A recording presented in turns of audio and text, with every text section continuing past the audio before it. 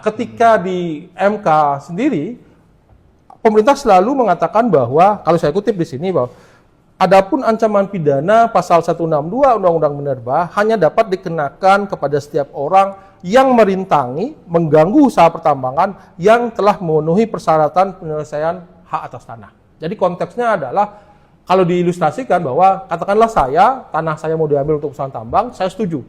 Ya.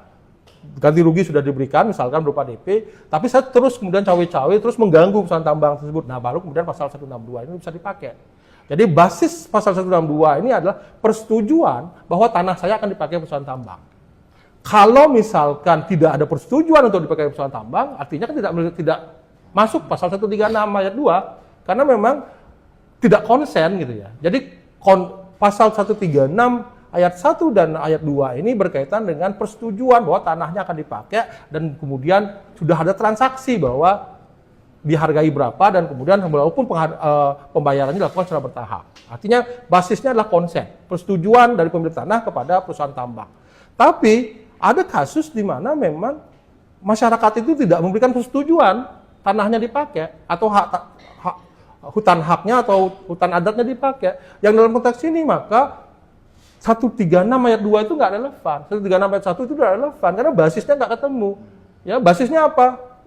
Persetujuan untuk pakai tanah itu.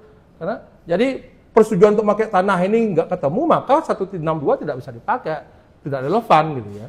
Karena sekali lagi penyelesaian hak milik atas tanah ini berkaitan dengan ada transaksi persetujuan transaksi yang dilakukan oleh perusahaan tambang dengan pemilik tanah dan sama-sama sepakat untuk menggunakan tanah tersebut.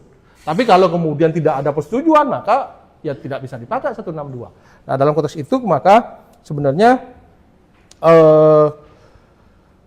kalau dilihat dari permasalahan hak atas lingkungan hidup yang baik dan sehat, selain warga sedang memperjuangkan tanah adatnya atau hutan adatnya yang mereka tidak setujui untuk digunakan sebagai kawasan tambang, ya, jadi dalam konteks itu 162 tidak relevan. Yang kedua adalah yang diperjuangkan warga tidak hanya property rights, hak kepemilikan mereka atas hutan, atas sungai dan sebagainya, tapi yang mereka perjuangkan yang tidak kalah penting adalah mereka bergerak untuk membela personal rights, ya, hak personal mereka. Hak personal mereka apa? Hak atas lingkungan hidup yang baik dan sehat, hak untuk memperoleh udara bersih, untuk memperoleh air bersih, hak untuk memiliki lingkungan yang tidak tercemar dan sebagainya. Itu hak personal yang kemudian membuat semakin tidak relevan lagi 162 karena yang diperjuangkan warga itu personal right, bukan property right. Kalaupun dianggap sedang memperjuangkan property right, tapi basis property right-nya bukan persetujuan untuk memberikan tanahnya, gitu ya. Jadi kalau kita coba bagi argumentasinya penggunaan pasal 162 ini, kalau kemudian warga dia pandang sedang berjuang, maka apa yang diperjuangkan? Ketika mereka memperjuangkan hak atas lingkungan hidup yang baik dan sehat, maka itu masuk ranah personal rights. Ketika personal rights 162 tidak relevan, maka unsur-unsurnya tidak terpenuhi. Ya.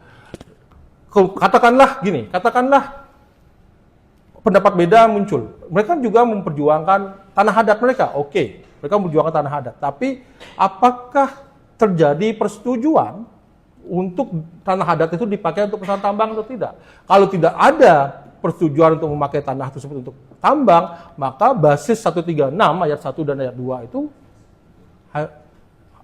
roboh, tidak bisa dipakai gitu ya. Karena basis 136 dan 136 ayat 1 dan ayat 2 itu adalah persetujuan tanahnya dipakai. Itu baru kemudian akan berkonsekuensi, kalau menghalang-halangi akan berkonsekuensi pada penggunaan pasal 162. Berarti nih ya ahli, semisal ada ini nih, sebuah perusahaan yang mengantongi izin 2017 ya. Dan izin itu tanpa ada persetujuan masyarakat adat yang mempunyai hak atas hutan ataupun tanah itu, hak ulayat ya dan seterusnya. Bahkan termasuk itu, semisal belum ada persetujuan dan masyarakat datang menuntut dan seterusnya, menuntut atas kerusakan dan seterusnya itu, berarti karena tadi basisnya ini ya, pasal 162 menuju 136 basisnya itu persetujuan ya. Jadi semisal ada orang yang sudah menyetujui tanahnya dijual dan ketika dia masih protes, itu baru bisa dipakai 162. Tapi kalau terkait tidak ada partisipasi informasi dan seterusnya, tidak apalagi ada persetujuan dan seterusnya, itu tidak bisa dipakai ya. Apa apa dasar yang kemudian dipakai untuk menggunakan 162? 162 itu kan dipakai karena pada awalnya mereka sepakat bahwa tanahnya akan dipakai. Tapi kemudian dalam perjalanannya kemudian justru melakukan gangguan. Nah, gangguan ini yang kemudian dilindungi oleh pasal 162. Kalau sudah dari awal memang tidak setuju tanahnya dipakai, ya 162 nggak bisa dipakai. Terpisah, bahasanya terpisah.